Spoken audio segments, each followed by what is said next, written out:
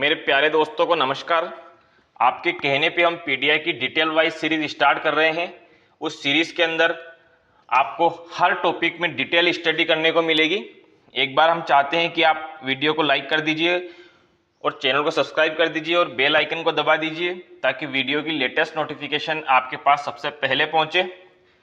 और हम जैसे ही पीडीआई खत्म होती है हमारी टीम आ रही है जिसके द्वारा ऐसे ही इसी प्रकार से ओबीजी और सीएचएन की क्लासेस बहुत जल्दी अपलोड कर दी जाएगी और एमएसएन की क्लासेस बहुत जल्दी अपलोड होगी, है ना। पीडियाट्रिक का आज का टॉपिक जो हम पढ़ेंगे वो है फिजिकल एग्जामिनेशन। इसमें पूरी बॉडी का एग्जामिनेशन करेंगे हम कि बच्चे के अंदर नॉर्मल क्या स्थिति होती है और एबनॉर्मल क्या स्थिति होती है, नर्सिंग मैनेजमेंट क्या होता है उसमें और किस प्रकार से प्रायोरिटी बेस्ड क्वेश्चन यहाँ से बनते हैं, सारा डिटेल स्टडी करेंगे। पूरी क्लास ध्यान पूर्वक देखिएगा, कान में ईयरफोन लगा लीजिएगा और ध्यान से सुनिएगा। देखिए, फिजिकल एग्जामिनेशन में सबसे पहले हम इसमें क्या है, हेड टू टो एग्जामिनेशन करेंगे। कहां से कहां तक करेंगे, हेड टू टो एग्जामिनेशन करेंगे। सर से लेकर धड़ तक सर से लेकर पांव तक एग्जामिनेशन करेंगे। सबसे पहला नंबर 1 हम देखेंगे सर, हेड की स्टडी करेंगे सबसे पहले बच्चे की। इसमें देखेंगे नॉर्मल कैसा होता है और एबनॉर्मल कैसा होता है। नॉर्मल की बात करें तो ये 33 से 35 सेंटीमीटर होता है। हेड की जो साइज होती है वो 33 से 35 सेंटीमीटर होती है। लेकिन अगर 33 सेंटीमीटर से कम है, 33 सेंटीमीटर से कम है तो इसको हम क्या बोल सकते हैं, माइक्रोसिफेली। अगर हेड की साइज 33 सेंटीमीटर से कम है तो हम इसको माइक्रोसिफेली बोलेंगे। लेकिन वहीं पे अगर हेड की जो साइज है वो मोर देन 35 सेंटीमीटर है, कितनी है, मोर देन 35 सेंटीमीटर है, तो इसको हम मैक्रोसिफेली बोलेंगे। इसको हम क्या बोलेंगे, ये आई लिख गया गलती से, ये मैक्रोसिफेली ही है ना, उसको हम क्या बोलेंगे, मैक्रोसिफेली बोलेंगे। एक इंपॉर्टेंट लाइन देखिएगा कि हेड की जो लेंथ होती है, हेड की जो लेंथ होती है वो टोटल बॉडी लेंथ की 1/4 होती है। कितनी होती है, 1/4 होती है। हम बात करते हैं बर्थ इंजरी के बारे में। बर्थ इंजरी के बारे में देखेंगे कि ड्यूरिंग डिलीवरीज कौन कौन सी इंजरी हो सकती है, आफ्टर डिलीवरी कौन कौन सी इंजरी हो सकती है जो कि बच्चे की ग्रोथ एंड डेवलपमेंट को प्रभावित करती है। तो इसमें सबसे पहले देखिएगा, सबसे पहली होती है इसमें सिफेलोहीमोटोमा और दूसरी होती है इसमें कैपुट सक्सीडेनम। दूसरी कौन सी होती है डियर, कैपुट सक्सीडेनम। इन दोनों में एक चीज कॉमन देखने को मिलती है और वो होती है स्वेलिंग। दोनों में स्वेलिंग होती है। क्या होती है, दोनों में स्वेलिंग होती है। चलिए सर को थोड़ा फाड़ के देख लेते हैं, इसका ऑपरेशन करके देख लेते हैं कि क्या क्या हो रहा है। इसमें देखिएगा, ये देखिए, ये कैपुट सक्सीडेनम और सिफेलोहीमेटोमा। ये क्या है, कैपुट सक्सीडेनम और सिफेलोहीमेटोमा, है ना। दोनों में स्वेलिंग हो रही है, इसमें भी स्वेलिंग हो रही है और इसमें भी स्वेलिंग हो रही है। बच्चे का सर ऐसा नहीं होता है, आप अपना सर देखिएगा कि आपको लगता है कि आपका सर इस शेप में है, नहीं है, तो ये एबनॉर्मल कंडीशन है। ये क्या है, एबनॉर्मल कंडीशन है। तो इस स्थिति में जो है कि बच्चे का ग्रोथ एंड डेवलपमेंट डिस्टर्ब हो जाता है ना। हम देखते हैं कैपुट सक्सीडेनम और सिफेलोहीमेटोमा दोनों के बारे में थोड़ा थोड़ा डिटेल में देख लेते हैं। सबसे पहले देखते हैं हम सिफेलोहीमेटोमा। इसमें क्या होता है, इसमें ब्लड का कलेक्शन होता है और कैपुट सक्सीडेनम के अंदर फ्लूइड का कलेक्शन हो रहा है। अरे जो हमने अभी खोपड़ी देखी है, हमने जो अभी खोपड़ी देखी है, इस खोपड़ी के अंदर अगर सिफेलोहीमेटोमा की बात करें तो यहाँ पे क्या है कि इसमें ब्लड का कलेक्शन होगा। और अगर हम वहीं पे कैपुट सक्सीडेनम की बात करें तो इसमें क्या होगा कि फ्लूइड का कलेक्शन होगा। क्लियर है। चलिए इसमें देखिएगा, ये क्या है, एट बर्थ प्रेजेंट होता है, ये जन्म के समय प्रेजेंट होता है ना। ये हम नॉर्मल बात कर रहे हैं, जन्म के समय प्रेजेंट होता है, सॉरी ये जन्म के बाद प्रेजेंट होता है ये, और ये एट बर्थ प्रेजेंट होता है ना, बाय मिस्टेक निकल गया कि ये जन्म के समय बाद प्रेजेंट होता है और ये जन्म के समय प्रेजेंट होता है ना। एक इंपॉर्टेंट लाइन आपको कंफ्यूजन करेगी, इसलिए मैंने इमेज सहित रखी है यहाँ पे कि do not cross suture line. ये सूचर लाइन को क्रॉस नहीं करती है सिफेलोहीमेटोमा, है ना। लेकिन अगर हम कैपुट सक्सीडेनम की बात करें तो ये सूचर लाइन को क्रॉस करती है। ये देखिएगा, मैंने इमेज में स्पेशली दर्शाया है कि ये सूचर लाइन है और इस सूचर लाइन को क्या हो रहा है, इसमें जो फ्लूइड है वो सूचर लाइन को क्रॉस कर रहा है। क्लियर है। यहां से एक एम्स में क्वेश्चन बना था, डिस्कस करूंगा आपसे मैं कि जो सिफेलोहीमेटोमा होता है ये कब डिसअपियर होता है? 1 से 2 वीक्स के बाद डिसअपियर होता है। सीफेलोहीमेटोमा नॉर्मली कब डिसअपियर होता है? 1 से 2 वीक्स के बाद डिसअपियर होता है।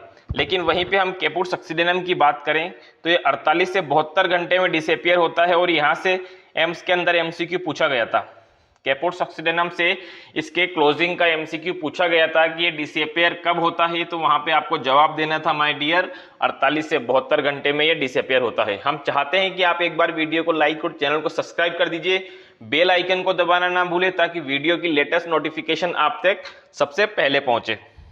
क्लियर है? चलिए अब हम बात करते हैं सूचर की बात करते हैं। सूचर का काम क्या होता है साहब? सूचर क्या होते हैं? यह एक एनाटॉमिकल लाइन होती है। क्या होती है? एनाटॉमिकल लाइन होती है जो दो बोन को एक साथ जोड़ने का काम करती है। क्या काम करती है? दो बोन को एक साथ जोड़ने का काम करती है। देखते हैं कहां जोड़ती है साहब, इसमें देखिएगा। ये क्या है? सूचर लाइन है। ये जो है सूचर लाइन है, ये सूचर लाइन है। ये क्या काम कर रही है? ये नंबर 1 बोन ले लेते हैं और ये नंबर 2 बोन ले लेते हैं, है ना। इन दोनों बोन को एक साथ जोड़ने का काम कौन कर रही है? सूचर लाइन कर रही है ना। तो सूचर कर रहे हैं इनको। क्लियर है? तो सबसे पहले ये कौन सी बोन है? ये बोन है फ्रंटल बोन। ये दोनों फ्रंटल बोन है, ये भी फ्रंटल बोन है। क्लियर है? ये पेराइटल बोन है और ये भी पेराइटल बोन है। और ये कौन सी है? ऑक्सीपिटल बोन है ना। ठीक है, यहां पे अभी इतना से समझिए कि सूचर का क्या काम होता है। ये एक एनाटॉमिकल लाइन होती है जो दो बोन को आपस में जोड़ने का काम करती है। क्लियर है? अब इसमें आगे देखिएगा, थोड़ा डिटेल स्टडी करते हैं। टाइप्स ऑफ सूचर देखते हैं। सूचर कितने प्रकार के होते हैं? सूचर 5 प्रकार के होते हैं जिनकी हम अभी स्टडी करेंगे। तो देखिएगा, सबसे पहला सूचर होता है फ्रंटल सूचर। किसके बीच में होता है? दो फ्रंटल बोन के बीच में होता है। किसके बीच में होता है? दो फ्रंटल बोन के बीच में होता है। तो यहां देखिए साहब, कहां है? ये देखिए, ये देखिए, इसमें एक फ्रंटल बोन ये रही, है ना, एक फ्रंटल बोन ये रही। अब इन दोनों के बीच में जो सूचर है इसको हम क्या बोलेंगे? इसको हम मेटोपिक सूचर के नाम से भी जानते हैं और फ्रंटल सूचर के नाम से भी जानते हैं ना। तो इसको कौन सा सूचर है? ये फ्रंटल सूचर है। क्लियर है? अभी मैं दूसरा पढ़ाऊंगा आपको, वो ये फ्रंटल बोन, ये पेराइटल बोन, इन दोनों के बीच में सूचर है कौन सा है? कोरोनल सूचर है। कौन सा सूचर है? कोरोनल सूचर है। देखिए मैंने यहाँ स्पेशली लिख रखा है कौन सा सूचर है? कोरोनल सूचर है। तो इसमें देखिएगा आप लोग, हमने फ्रंटल सूचर देखा है कि दो फ्रंटल बोन के बीच में जो सूचर प्रेजेंट होता है उसको हम बोलते हैं फ्रंटल सूचर। लेकिन वहीं पे फ्रंटल बोन और पेराइटल बोन के बीच में जो सूचर होता है, मैंने बताया आपको अभी इमेज में कि फ्रंटल बोन और पेराइटल बोन कौन सी होती है। तो उन दोनों बोन के बीच में जो सूचर प्रेजेंट होता है वो कौन सा होता है? कोरोनल सूचर होता है। कौन सा होता है माय डियर? वो कोरोनल सूचर होता है। वहीं पे अगर हम सेजाइटल सूचर की बात करें तो दो पेराइटल बोन के बीच में जो सूचर होता है उसको हम क्या बोलते हैं? सेजाइटल सूचर बोलते हैं। क्या बोलते हैं? सेजाइटल सूचर बोलते हैं। इमेज में देख लीजिएगा एक बार, ये फ्रंटल सूचर है, दो फ्रंटल बोन के बीच में है। ठीक है, ये कोरोनल सूचर है, ये फ्रंटल और पेराइटल बोन के बीच में है। और ये क्या है? सेजाइटल सूचर है, ये दो पेराइटल बोन के बीच में स्थित है। क्लियर है? चलिए नेक्स्ट देखिए, इसमें नेक्स्ट सूचर आप कौन से थे अपने? लेमडोई सूचर। लेमडोई सूचर किसको बोलेंगे? कि जो पेराइटल और ऑक्सीपिटल बोन के बीच में होता है। किसके बीच में होता है? पेराइटल और ऑक्सीपिटल बोन के बीच में होता है। अगर वहीं पर हम बात करें स्क्वामस सूचर की तो ये टेम्पोरल और पेराइटल बोन दोनों के बीच में होता है। किस किस के बीच में होता है? टेम्पोरल और पेराइटल बोन दोनों के बीच में होता है। तो लेमडोइड सूचर और स्क्वामस सूचर को भी देख लेते हैं साहब। ये देखिए, ये कौन सा सूचर है? ये लेमडोइड सूचर है। ये देखिए, पेराइटल और ऑक्सीपिटल बोन के बीच में कौन सा सूचर है? लेमडोइड सूचर। क्लियर है? चलिए नेक्स्ट देखिएगा, क्लोजिंग ऑफ सूचर। सूचर का नॉर्मली क्लोजिंग कब हो जाता है? 6 महीने से लेके 2 साल तक। ये क्वेश्चन पूछा गया है ESIC के अंदर, जितने इंपोर्टेंट लगाना चाहो लगा लेना, है ना। Closing of suture, normally suture की क्लोजिंग कब हो जाती है? 6 मंथ से 2 साल के अंदर नॉर्मली सूचर की क्लोजिंग हो जाती है। यहां से एक और क्वेश्चन बना था दिल्ली एम्स के अंदर कि if early closing of suture, कि सूचर की अर्ली क्लोजिंग होगी तो उसको अपन क्या बोलेंगे? क्रेनियोसाइनोस्टोसिस, क्या बोलेंगे? क्रेनियोसाइनोस्टोसिस। ये क्वेश्चन एम्स में पूछा गया है, वेरी वेरी स्टार लगा देना इसके ऊपर। चलिए नेक्स्ट देखिए, हम बात करते हैं फोंटेनेल की, बात करते हैं, है ना भाई। ये गड्ढे दिख रहे हैं ना आपको, ये गड्ढे, इन गड्ढों को हम क्या बोलते हैं? इन गड्ढों को फोंटेनल बोलते हैं। फोंटेनल जो होते हैं वो 3-4 प्रकार के होते हैं, लेकिन हम नॉर्मली 2 फोंटेनल की स्टडी करते हैं पीडिया के अंदर। सबसे पहला होता है एंटेरियर, ये देखिए बच्चे का नाक है ना, ये देखो ये बच्चे का नाक है और ये बच्चे की आंखें हैं, तो सामने वाला इसको मानिएगा और पीछे इसको मानिएगा ना। तो ये होता है एंटेरियर फ्रंटोनल और ये होता है पोस्टेरियर फ्रंटोनल। क्लियर है? चलिए इसमें थोड़ा देख लेते हैं, इसमें थोड़ा देख लेते हैं, आपको समझ में आया इसलिए मैंने ये किया है इसमें। कि देखिए खोपड़ी, ये खोपड़ी है, ये क्या है? अपनी खोपड़ी है। इस खोपड़ी के बीच में स्थान होते हैं, एक नंबर 1 स्थान ये हो गया और नंबर 2 स्थान ये हो गया, है ना, जो कि हड्डियों का निर्माण पूरा नहीं होता। तो यहाँ पे क्या है कि हड्डियों का निर्माण पूरा नहीं होता, नहीं हुआ है अभी तक। अगर हो जाता तो ऐसा हो जाता है तो ये दोनों साइड ऐसा दिखता, लेकिन यहाँ पे गड्ढा दिख रहा है, इसका मतलब क्या है? यहाँ पे हड्डी का निर्माण नहीं हुआ, इसीलिए इनको क्या बोला है? फोंटोनल्स बोला है। क्या बोला है? फोंटोनल्स बोला है ना। इसको फोंटेनल्स क्यों बोला है? और ये क्या काम करते हैं? ये जन्म के दौरान खोपड़ी को आकार देने का काम करते हैं। क्या काम करते हैं? जन्म के दौरान खोपड़ी को आकार देने का काम करते हैं। आमतौर पर 2 से 3 महीने की उम्र में बंद हो जाते हैं। क्या होते हैं? आमतौर पे 2 से 3 महीने की उम्र में बंद हो जाते हैं। हम टाइप्स ऑफ फोंटेनल्स की बात करते हैं। मैंने कहा आपको कि फोंटेनल्स 3-4 टाइप के होते हैं, anterior फोंटेनल्स, posterior फोंटेनल्स, sphenoid फोंटेनल्स, mastoid, sagittal और पेराइटल फोंटेनल्स। लेकिन हम किसकी स्टडी करेंगे? यहाँ पे हम एंटेरियर और पोस्टेरियर की स्टडी करेंगे, क्योंकि अपने नर्सिंग फील्ड के अंदर ये दोनों ही काम में आते हैं।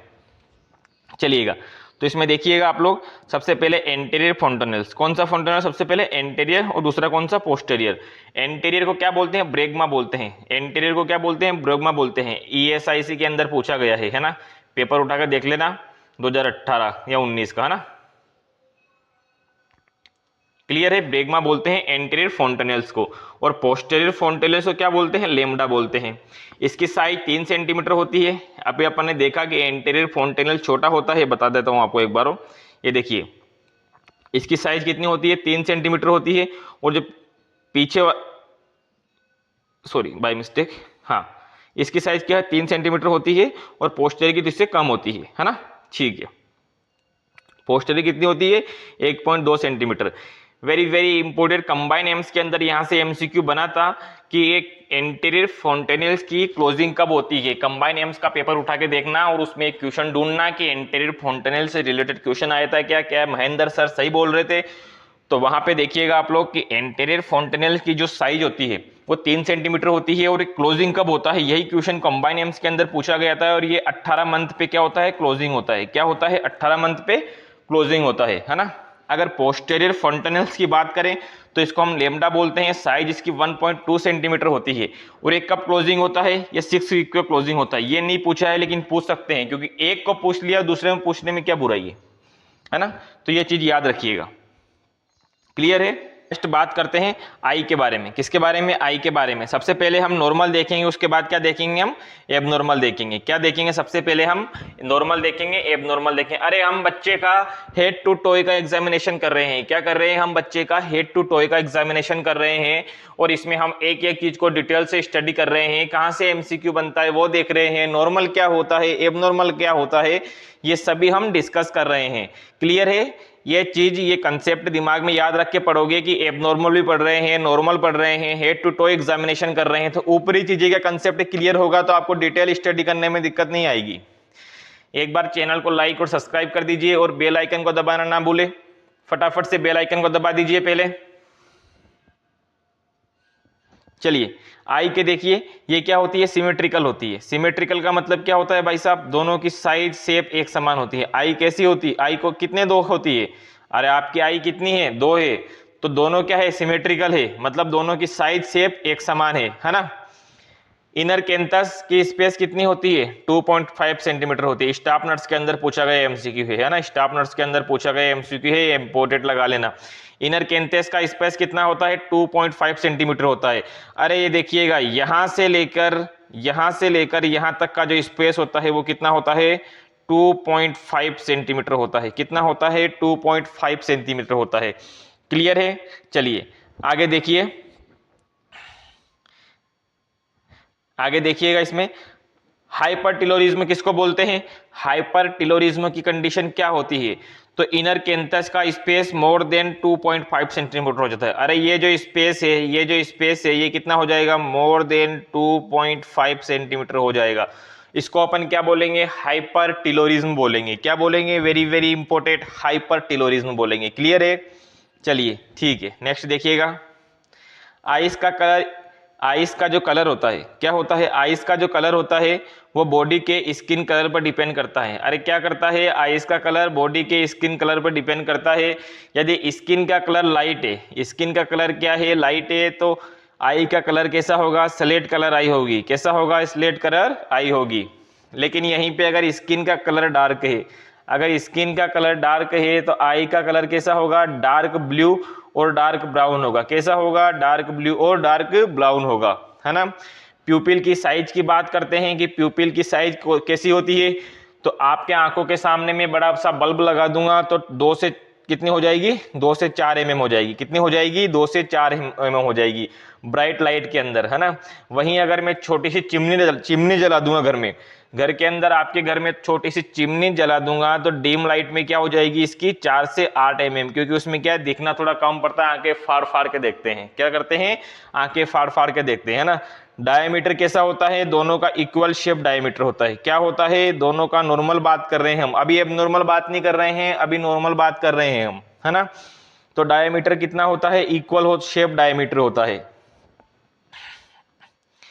लेकिन अब देखिए एबनॉर्मल कंडीशन के बारे में। एबनॉर्मल कंडीशन के बारे में देखिए कि यदि इन इक्वल डायमीटर ऑफ प्यूपिल, यदि एक आंख छोटी है और एक आंख बड़ी है तो इसको क्या बोलेंगे? एनिसोकोरिया, एनिसोकोरिया बोलेंगे। और इंडिया के अंदर 20% लोग इस कंडीशन से गुजर रहे हैं, है ना। अगर दोनों आई समान नहीं है, दोनों का डायमीटर समान नहीं है, एक छोटी है एक बड़ी है, तो इसमें क्या बोलेंगे? इसको एनिसोकोरिया बोलेंगे, है ना। ये कंडीशन में देखिएगा, इस एक वाली आई जो बड़ी है और एक वाली आई जो छोटी है, ये कोई भाई साहब है तो इनकी एक आंख छोटी है और एक आंख बड़ी है, इसलिए इनको क्या बोल दिया? एनिसोकोरिया वाले आई वाले भाई साहब बोल दिया, है ना। नॉर्मली आई के अंदर डिस्चार्ज एब्सेंट होता है, आई के अंदर नॉर्मली डिस्चार्ज एब्सेंट होता है। लेकिन अगर डिस्चार्ज प्रेजेंट है, अगर डिस्चार्ज प्रेजेंट है तो ये कंडीशन कौन सी कहलाएगी? देखिए, आई का डिस्चार्ज प्रेजेंट है, इसका मतलब क्या हुआ है? इन्फेक्शन हुआ है। इन्फेक्शन किस चीज का हुआ है? ऑप्थेल्मिया नियोनेट्रम या क्लेमाइडिया का हुआ है। देखिए, अगर माँ के अंदर क्या है? क्लेमाइडिया का इन्फेक्शन हो रखा है, तो ड्यूरिंग बर्थ केनाल से जब बच्चा गुजरता है तो उस समय उसकी आंखों में क्लेमाइडिया का इन्फेक्शन होना पॉसिबल हो सकता है, उस समय इसको इन्फेक्शन हो सकता है। इसलिए जिस महिला को क्लेमाइडिया का इन्फेक्शन है उसके बेबी को आफ्टर बर्थ इरिथ्रोमाइसिन या सिफ्रोफ्लॉक्सासिन वगैरह की एंटीबायोटिक्स देते हैं। ये क्वेश्चन पहले पूछा गया है ना। आंख की हमने बात कर ली, हम कान की बात करेंगे। किसकी बात करेंगे? कान की बात करेंगे, है ना। ईयर की बात करेंगे, वेरी वेरी इंपॉर्टेंट। ये भी क्या होते हैं? सिमेट्रिकल होते हैं। अरे आपके दोनों कान पे हाथ लगा के देखना, कोई छोटा बड़ा तो नहीं है, दोनों का साइज और शेप बराबर है। तो जिस चीज का साइज और जिस चीज का शेप बराबर होता है उस चीज को हम बोलते हैं सिमेट्रिकल। क्या बोलते हैं? उस चीज को सिमेट्रिकल बोलते हैं, ठीक है। हम इसकी लोकेशन की बात करते हैं, लोकेशन की बात करते हैं तो इसमें देखिएगा outer canthus of eyes, outer canthus of eye, ये रही साहब, ये रही outer canthus of eye. Outer canthus of eye से इमेजिनरी प्लान बनाते हैं। क्या बनाते हैं? इमेजिनरी प्लेन बनाते हैं। और इमेजिनरी लाइन के just above Oracle pinna present होते हैं। अरे इसने बोला है कि इसने क्या बोला है? इसने क्या बोला है कि ये कोई आंख है, आउटर कैंथस से क्या एक इमेजिनरी प्लेन बनाया, लाइन खींच दी और इसके ऊपर क्या है? ओरिकल पिन्ना प्रेजेंट है। उसके ऊपर क्या है? ये ओरिकल पिन्ना प्रेजेंट है। इसका मतलब ये क्या है? इसका मतलब ये नॉर्मल कंडीशन है ना। इसका मतलब क्या है? ये नॉर्मल कंडीशन है। वहीं पे अगर हम एबनॉर्मल कंडीशन की बात करें तो ईयर लोब क्या होते हैं? ईयर की लोकेशन क्या होगी abnormally? Year located below imaginary line. क्या बोलते हैं इनको? इनको बोलते हैं लो सेट ईयर। क्या बोलते हैं इनको? इनको बोलते हैं लो सेट ईयर। अरे यहाँ पे हमने देखा कि हमने जो लाइन खींची है, इस लाइन के ऊपर प्रेजेंट है ईयर पिन्ना, इस लाइन के ओरिकल जो पिन्ना होते हैं इस लाइन के ऊपर प्रेजेंट हैं। लेकिन हम एबनॉर्मल की बात करें तो हमने जो लाइन खींची है आउटर कैंथस ऑफ आई से अगर उसके नीचे पूरा ईयर का तदबाई उसके नीचे प्रेजेंट है तो उसको क्या बोलेंगे, हम उसको बोलेंगे लो सेट ईयर। क्या बोलेंगे उसको, लो सेट ईयर। क्लियर है, चलिए। और ये क्या है, ये एबनॉर्मल कंडीशन है ना। ये किस कंडीशन को इंडिकेट करती है, ये कंडीशन जो होती है इंडिकेट करती है डाउन सिंड्रोम को। किसको इंडिकेट करती है, डाउन सिंड्रोम वाले बच्चे में लो सेट ईयर देखने को मिलते हैं। किस में देखने को मिलते हैं, लो सेट ईयर। डाउन सिंड्रोम वाले बच्चे में लो सेट ईयर देखने को मिलते हैं। आगे देखिएगा, ईयर डिस्चार्ज जो होता है नॉर्मली एब्सेंट होता है। क्या होता है my dear, ear discharge normally absent होता है, लेकिन वहीं पे अगर डिस्चार्ज प्रेजेंट है इसका मतलब क्या है, इन्फेक्शन है। किस चीज का इन्फेक्शन है, ओटाइटिस मीडिया का इन्फेक्शन है। किस चीज का इन्फेक्शन है, ओटाइटिस मीडिया का इन्फेक्शन है। क्लियर है, चलिए आगे देखिएगा। एक मोस्ट कॉमन लाइन लिखी है मैंने, बहुत अच्छी लाइन है कि most common reason of otitis media in newborn is cleft palate. जो ओटाइटिस मीडिया होने का मोस्ट कॉमन रीजन क्या होता है न्यूबॉर्न के अंदर, क्लेफ्ट पेलेस होता है। क्या होता है, क्लेफ्ट पेलेस होता है ना। हमने आंख की बात कर ली, कान की बात कर ली, अब अपन बात करेंगे नोज की। किसकी बात करेंगे माय डियर, अब नोज की बात करेंगे अपन। इसमें देखिएगा नॉर्मली कहाँ प्रेजेंट होते हैं, present in middle of face. अरे आपका नाक कहाँ है, देखिएगा कहीं लेफ्ट राइट तो नहीं है, मिडिल में ही है ना। तो कहाँ प्रेजेंट होता है, मिडिल साइज में प्रेजेंट होता है। कहाँ प्रेजेंट होता है, मिडिल साइड में। कैसा होता है, फ्लैट होता है, पेटेंट होता है। कैसा होता है, फ्लैट और पेटेंट होता है। एक चीज देखिएगा, नेजल फ्लेयरिंग एब्सेंट होती है। नेजल फ्लेयरिंग एब्सेंट होती है। नेजल फ्लेयरिंग के बारे में नहीं पता, चलिए इसमें देखिए नेजल फ्लेयरिंग। ये बच्चा है, इसकी क्या है कि दोनों आगे के नोस्ट्रिल क्या है, वाइडनिंग है। आगे के दोनों नोस्ट्रिल क्या है, वाइड है। तो इसको क्या बोलेंगे, इस स्थिति को अपन नेजल फ्लेयरिंग बोलेंगे। क्या बोलेंगे, इस स्थिति को नेजल फ्लेयरिंग बोलेंगे। मैंने यहाँ पे मेंशन किया है, देखिए वाइडनिंग ऑफ नोज, आगे के नोज का या नोस्ट्रिल्स का चौड़े हो जाना। आगे के नोज का जैसे गुस्सा में होता है वो एक अलग बात है, गुस्से में जो नोस्ट्रिल्स चौड़े होते हैं ना वो नॉर्मल कंडीशन होती है ना। कभी अपनी गर्लफ्रेंड या वाइफ के सामने थोड़ा गुस्सा करके देखना तो उसमें आपको पता चलेगा कि ये नेजल फ्लेयरिंग की कंडीशन नहीं है। वो क्या है कि घर की परिस्थितियों और आपकी जो व्यवहार है उसकी स्थितियों पर निर्भर करता है ना।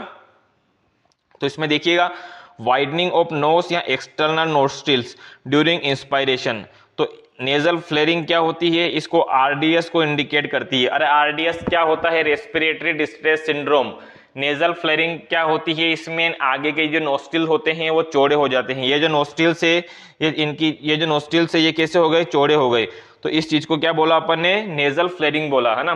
नेजल फ्लेयरिंग जो होती है ये रेस्पिरेटरी डिस्ट्रेस सिंड्रोम को इंडिकेट करती है। किसको इंडिकेट करती है, रेस्पिरेटरी डिस्ट्रेस सिंड्रोम को इंडिकेट करती है। क्लियर है, चलिए एक और नोज से रिलेटेड एब्नॉर्मलिटी देखने को मिलती है, वो क्या होती है, डेविएटेड नेजल सेप्टम। जितने इंपोर्टेड लगाना चाहो लगा लेना, क्योंकि कंबाइन एम्स के अंदर ये क्वेश्चन पूछा गया है और दिल्ली एम्स के अंदर भी यहाँ से एक एमसीक्यू पहले पूछा गया है। ईएसआईसी के अंदर भी यहीं से एमसीक्यू पूछा गया था, तो काफी इंपोर्टेंट है। इसमें देखिएगा नॉर्मली सेप्टम क्या करता है, नॉर्मली सेप्टम नेजल कैविटी को दो पार्ट में डिवाइड करता है। नॉर्मली सेप्टम क्या करता है, नेजल कैविटी को दो भाग में डिवाइड करता है। अरे ये देखिए ये क्या है, नेजल सेप्टम है और ये क्या है, नेजल कैविटी है। तो इसको क्या है, दो पार्ट में डिवाइड कर दिया सेप्टम ने, है ना।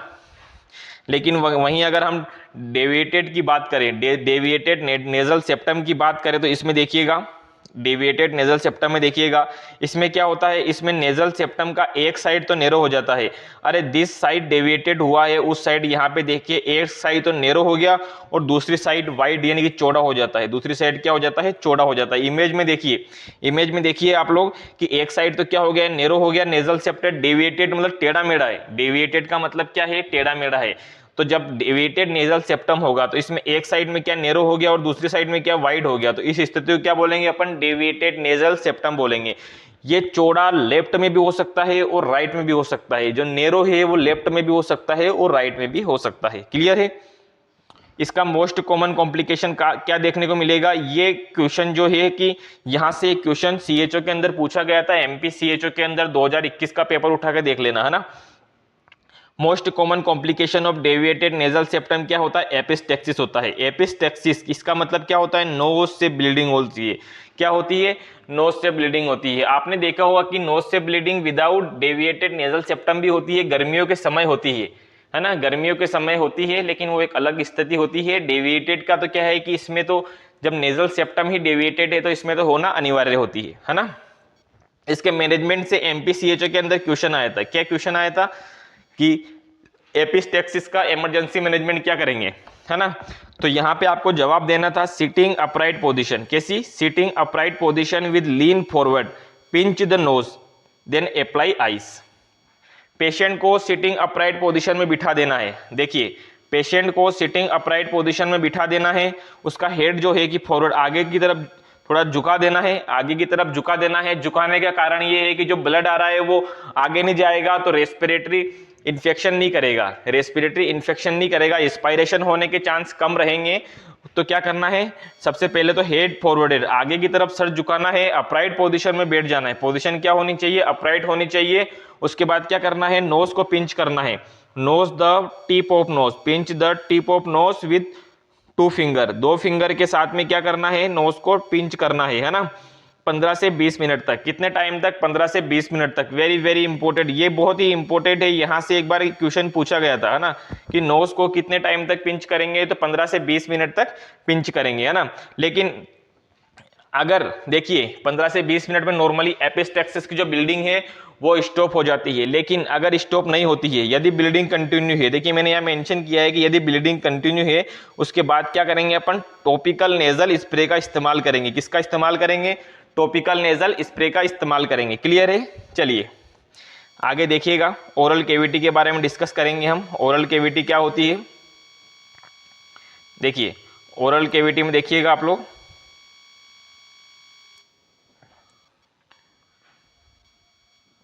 ओरल कैविटी में देखिएगा नॉर्मली कैसा होता है? ओरल कैविटी नॉर्मली क्या होता है? White colour cyst present on hard plate. ये देखिएगा, ये व्हाइट कलर का, इस पे ये जो जिबान पे है ये ऊपर भी प्रेजेंट होते हैं, है ना। जो अपना हार्ड प्लेट है उसके ऊपर क्या होता है? व्हाइट कलर के इस व्हाइट कलर के सिस्ट प्रेजेंट होते हैं, जिसको अपन क्या बोलते हैं? एपिस्टिन पियरल बोलते हैं। एपिस्टिन पियरल बोलते हैं। ये क्या होते हैं? पेनलेस होते हैं। ये क्या होते हैं? पेनलेस होते हैं। और कब डिसअपियर होते हैं? 1 से 2 वीक्स के अंदर डिसअपियर हो जाते हैं। कब डिसअपियर होते हैं? ये 1 से 2 वीक के अंदर डिसअपियर हो जाते हैं। ये अपन ने नॉर्मली कंडीशन की बात की। अब हम बात करेंगे एबनॉर्मल कंडीशन के बारे में। तो इसमें देखिएगा एबनॉर्मल कंडीशन में क्या होता है? व्हाइट सिस्ट प्रेजेंट ऑन टंग। ये देखिए, ये टंग के ऊपर क्या है? इमेज में देखिए आप लोग, कहाँ देख रहे हैं? इधर उधर इमेज में देखिए, ये इमेज में है। मैंने बताया है कि क्या है इसमें क्या हो रहा है? इसमें व्हाइट सिस्ट प्रेजेंट है टंग और गम्स पे due to excessive growth of candida albicans. Candida albicans क्या है? एक फंगल इन्फेक्शन होता है। और ये जो चीज प्रेजेंट है, ये व्हाइट सिस्ट प्रेजेंट है टंग पे कैंडिडा एल्बिकेंस के इन्फेक्शन के कारण। इस चीज को क्या बोलते हैं? ओरल थ्रश बोलते हैं। क्या बोलते हैं? इस चीज को अपन ओरल थ्रश बोलते हैं। क्लियर है? ठीक है, आगे देखिएगा, ये भी पेनलेस होते हैं ना। अब हम बात करते हैं क्लेफ्ट पैलेट और क्लेफ्ट लिप्स की, है ना। ये क्लेफ्ट पैलेट है और क्लेफ्ट लिप्स की बात करेंगे। डीएसएसबी के अंदर यहाँ से एमसीक्यू बना था, काफी इंपॉर्टेंट है। एक साइड में मैंने क्लेफ्ट लिप्स का डिब्बा बनाया है, एक साइड में मैंने क्लेफ्ट पैलेस का डिब्बा बनाया है। डिब्बा टूट गया है आपस में, इसलिए समझ लीजिएगा, डिब्बा थोड़ा नीचे चला गया है ना। ये देखिए, ये क्या है? ये क्लेफ्ट लिप्स है बाय मिस्टेक।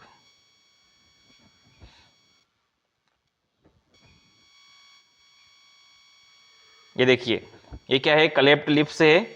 और वो क्या है? क्लेफ्ट पैलेस है। क्या हो रहा है ना। ये क्लेफ्ट लिप्स है और ये क्लेफ्ट पैलेट है। ठीक है, तो क्लेफ्ट लिप्स के बारे में बात करते हैं। इसमें क्या होता है? Incomplete fusion of soft tissue of lips. Lips के सॉफ्ट टिश्यू का इनकम्प्लीट फ्यूजन होता है।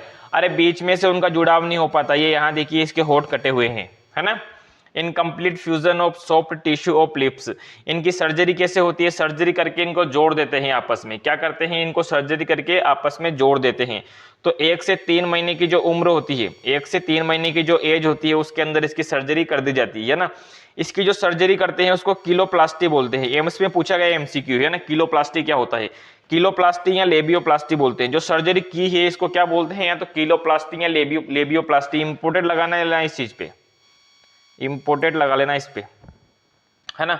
वहीं हम क्लेफ्ट पैलेट की बात करें तो इसमें इमेज में दिखाई है मैंने, देखिए ये जो हार्ड प्लेट होता है इसका जो हार्ड प्लेट है ये क्या है, खुला हुआ है ना। इसको अपन ने क्या बोला, क्लेफ्ट पैलेट। अरे आपके देखिएगा, आपके बंद है ये, क्या इसमें क्या होता है, incomplete fusion of bony tissue of palate. जो पैलेट के बोनी टिश्यू होते हैं उनका इनकम्प्लीट फ्यूजन होता है। इसकी सर्जरी कब करते हैं, just before development of speech, just before development of speech. मैंने आपको बताया था पहले कि स्पीच जो होती है 18 मंथ की एज पे डेवलप हो जाती है। कब होती है कंप्लीट, अच्छे से 18 मंथ की एज पे डेवलप होने लगती है ना। इसकी जो सर्जरी होती है इसको क्या बोलते हैं, स्टोफाइलो या फिर प्लेटोप्लास्टी, स्टोफाइलोरफी या प्लेटोप्लास्टी बोलते हैं। क्लियर है। चलिए आगे देखिएगा, चेस्ट की बात करते हैं। चेस्ट की हम बात करेंगे। नॉर्मली चेस्ट कैसे होते हैं, जो चेस्ट होते हैं नॉर्मली कैसे होता है, इनका सर्कुलर अपीयरेंस होता है, मतलब एंटेरियर पोस्टेरियर ट्रांसवर्स डायमीटर क्या होता है, इक्वल होता है। चेस्ट कैसे होते हैं नॉर्मली, सर्कुलर अपीयरेंस के होते हैं, राउंड शेप में होते हैं, एंटेरियर पोस्टेरियर ट्रांसमीटर डायमीटर क्या होता है, सभी सेम होते हैं। अरे चारों ओर से बराबर साइज शेप में होते हैं, है ना।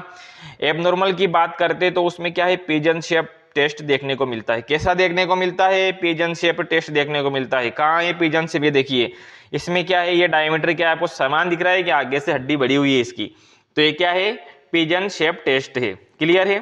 चलिए न्यूबॉर्न के अंदर रेस्पिरेशन की बात करते हैं, कैसा होता है, तो देखिएगा न्यूबॉर्न के अंदर क्या होता है, न्यूबॉर्न में नॉर्मली बात कर रहे हैं हम, नॉर्मली डायफ्रामेटिक रेस्पिरेशन होता है। डायफ्रामेटिक रेस्पिरेशन का मतलब क्या होगा, ड्यूरिंग इंस्पायरेशन, जब सांस लेता है तो क्या होता है, chest and abdomen rise and fall होता है।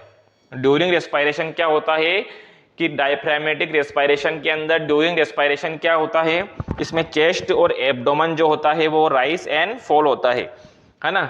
ये नॉर्मल बात की, लेकिन एबनॉर्मल के अंदर क्या होता है, इसमें अपन को सी सार रेस्पिरेशन होता है। कैसा होता है, सी सार रेस्पिरेशन होता है। सी सार रेस्पिरेशन के अंदर क्या होता है, इसमें चेस्ट और एब्डोमन, इसमें चेस्ट और एब्डोमन का राइज एंड फॉल नहीं होता। कुल मिला के डायफ्रामेटिक रेस्पिरेशन इसमें देखने को नहीं मिलता है। सी सार रेस्पिरेशन के अंदर डायफ्रामेटिक रेस्पिरेशन नहीं होता है। ये डायफ्रामेटिक रेस्पिरेशन क्या होता है कि ड्यूरिंग रेस्पिरेशन चेस्ट और एब्डोमन का राइज एंड फॉल होना क्या कहलाता है, डायफ्रामेटिक रेस्पिरेशन कहलाता है। क्लियर है। चलिए अब हम बात करते हैं नेक की। किसकी बात करेंगे साहब, गर्दन की बात करेंगे। गर्दन की बात करेंगे। गर्दन में देखिएगा आप लोग, गर्दन में देखिएगा